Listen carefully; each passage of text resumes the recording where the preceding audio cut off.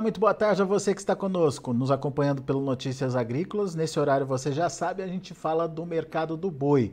Uma semana diferente, tem feriado amanhã, mas a situação já está se mostrando aí bastante interessante para discussão. Principalmente porque desde a semana passada a gente vê que os frigoríficos tentam pressionar, mas os pecuaristas respondem aí travando as negociações.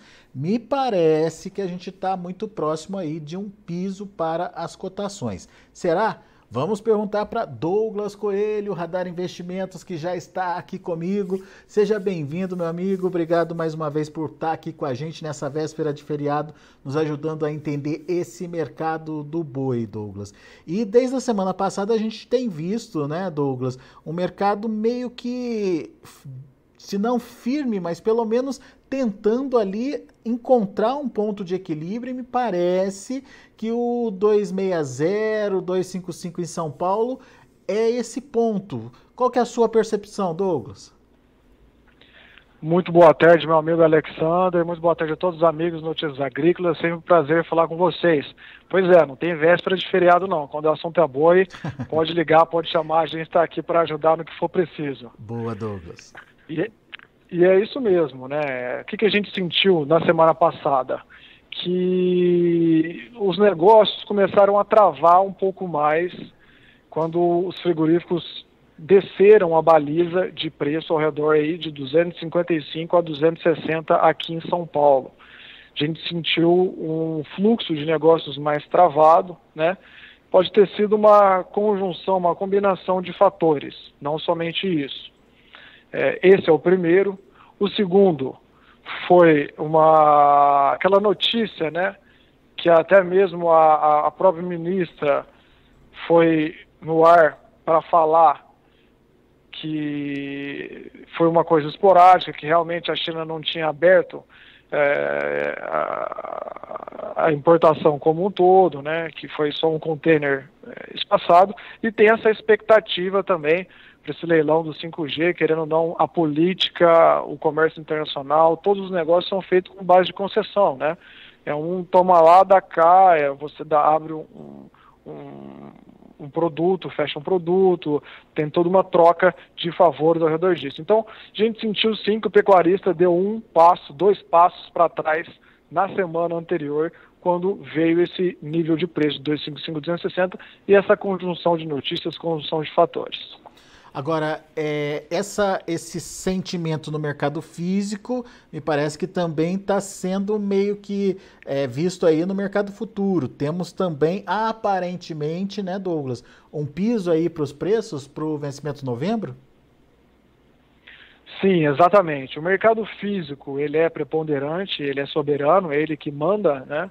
Em volume de animais, em volume financeiro, o abate diário é relevante para as indústrias, mas quando a gente sentiu esse fluxo de negócios menor no mercado físico, o futuro também se mostrou respirando um pouco mais.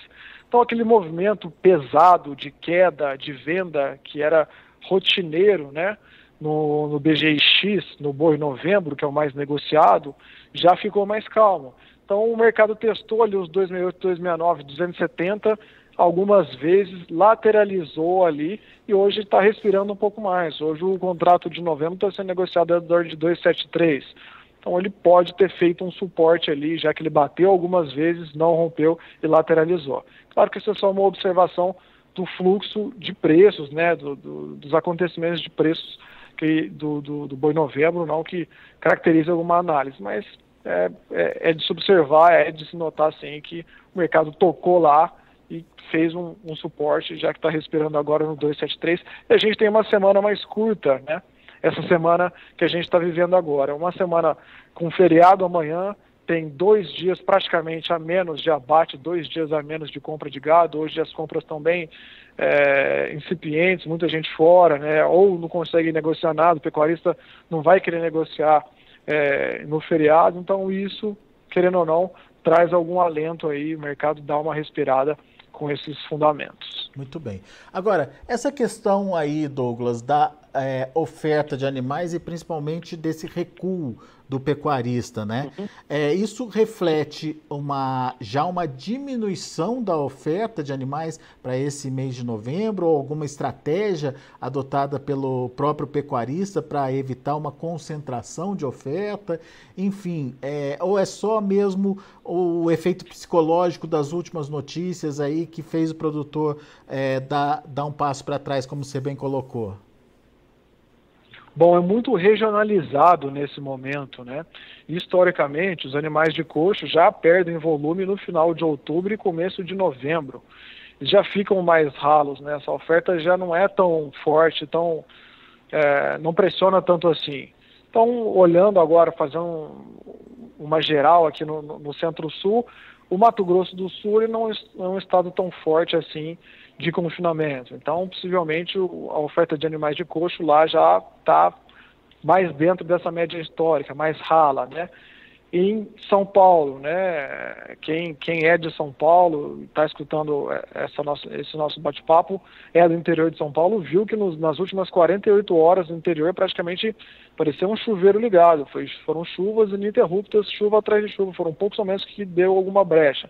Então, isso, querendo ou não, atrapalha um pouco o manejo, atrapalha a retenção desses animais no coxo. Em Goiás, que é um estado forte de confinamento, a gente já vê um volume maior, sim, de animais para sair. Então, está bem regionalizado. Olhando a soma desses estados, olhando também para Minas, é possível que o confinamento tenha algum volume para sair com maior pressão até novembro, sim. Mas eles podem, entre os estados, essa pressão pode ser espaçada, dissipada ao longo de meados de novembro para frente, ou seja, Mato Grosso do Sul já bem mais ralo, São Paulo também mais ralo, Goiás pode continuar um pouco mais forte, Mato Grosso um pouco mais forte, Minas também um pouco mais ralo. A partir desse período, as coisas podem ficar aí menos pressionadas quando a gente olha pelo lado da oferta.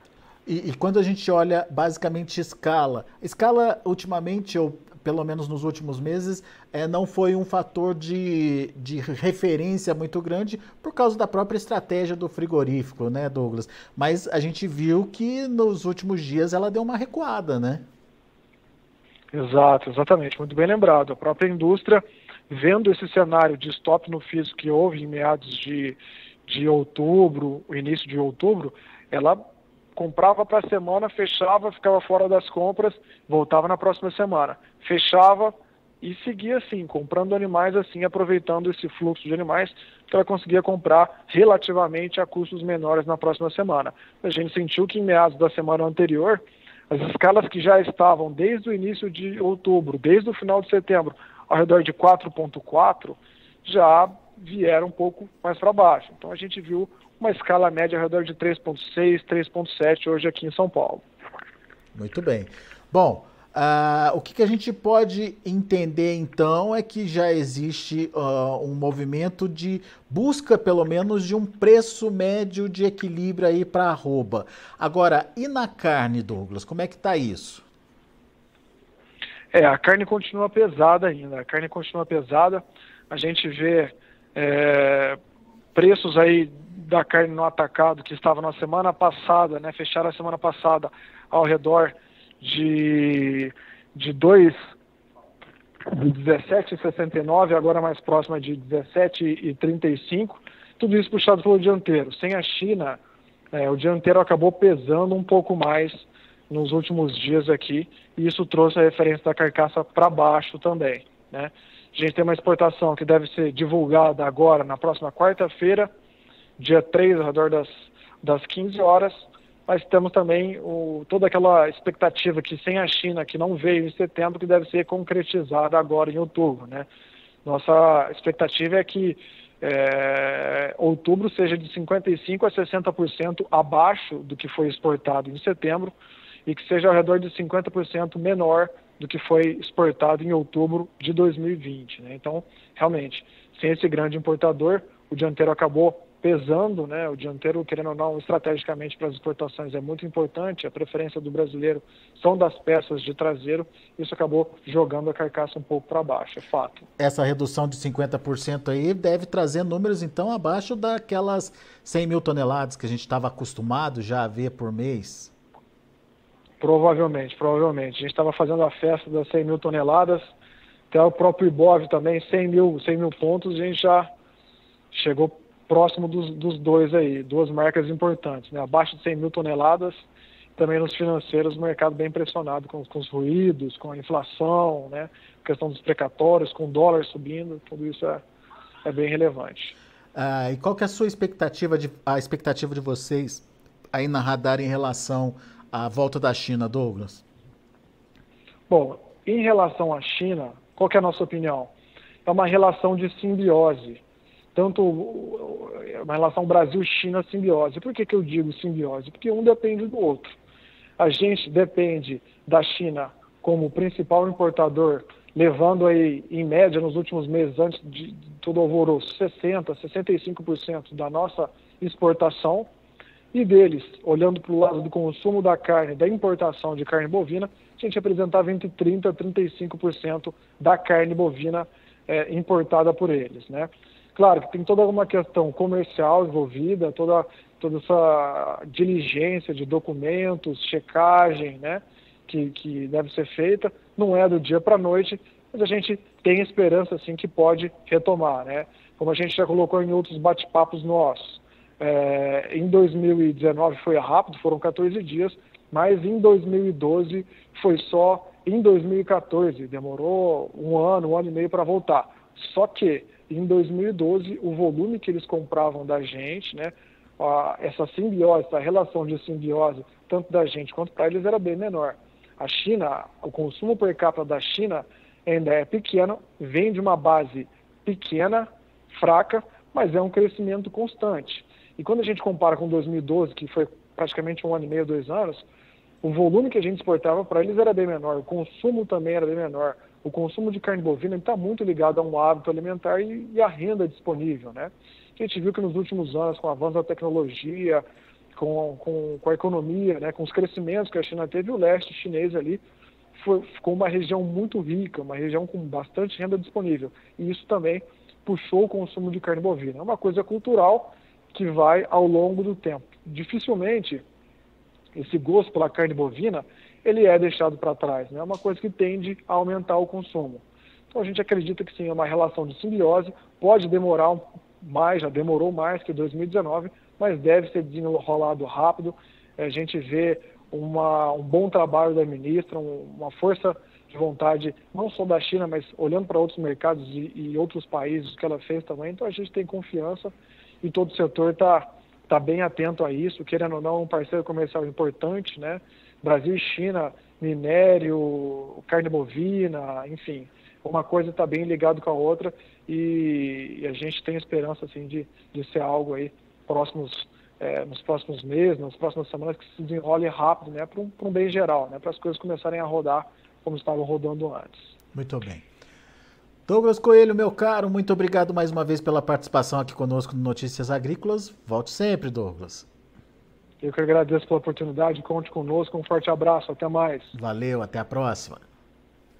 Tá aí, Douglas Coelho, Radar Investimentos, aqui com a gente no Notícias Agrícolas, mostrando aí que a situação de uma busca por um equilíbrio nas cotações está se concretizando. Então, vamos aguardar para ver, principalmente nessa semana, que é uma semana mais curta. Talvez a gente não tenha a referência exata da necessidade dos frigoríficos, mas já para a próxima semana, talvez a gente já consiga ver se realmente os frigoríficos vão conseguir evoluir nas compras e se, de alguma forma, vão precisar avançar um pouquinho nos preços para dar continuidade aí às escalas de abate dos frigoríficos. Antes de encerrar, deixa eu passar para vocês os números de fechamento das negociações, aliás, de andamento das negociações. O mercado segue ainda funcionando lá na B3 e você acompanha comigo na tela. Vamos lá. Para novembro, R$ 272,80, uma alta de 0,66%. Para dezembro, R$ 289,55, alta de 0,68%. Para janeiro, R$ 299,35, subindo 0,62%. Fevereiro, sem negociação, não teve negócios desde o início da manhã.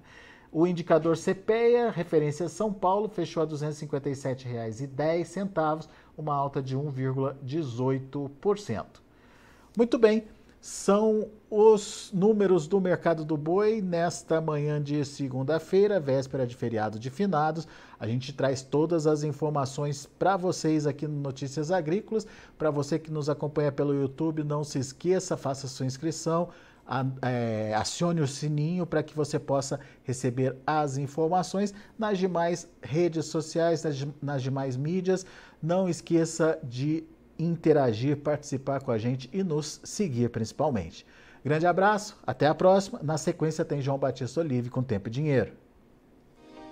Se inscreva em nossas mídias sociais. No Facebook, Notícias Agrícolas. No Instagram, @Notícias Agrícolas. E em nosso Twitter, @Norteagri.